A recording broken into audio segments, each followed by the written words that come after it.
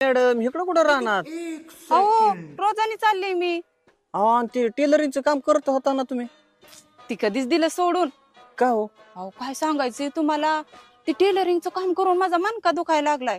डोळ सुद्धा बारीक झाले ते, आणि बाया काय त्याच्यात वेळेवरती पैसे देत नाहीत. आणि आपण पैसे मागाय गेलं की त्यांनी म्हणायचं या 2-3 दिवसांनी. अहो 2-3 दिवसांनी गेलं की त्यांनी म्हणायचं हिथं दिलं झालंय तिथंच आवाळ झालंय. अहो फोन करू करू बायांना कट्टाळा आला. अहो काय सांगायचंय तुम्हाला, काहींनी तर उधाऱ्या पण बुडवल्या.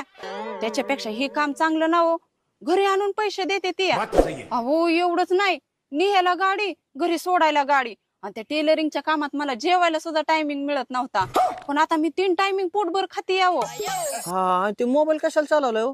हे मोबाईल वय हा टायमिंग बघायला. मी वेळेवरती जेवण करते. सकाळचं 3 तास काम करायचं, संध्याकाळचं 3 तास काम करायचं. 6 तास मजुरी, 300 रुपये हजरी. 6 वाजल्या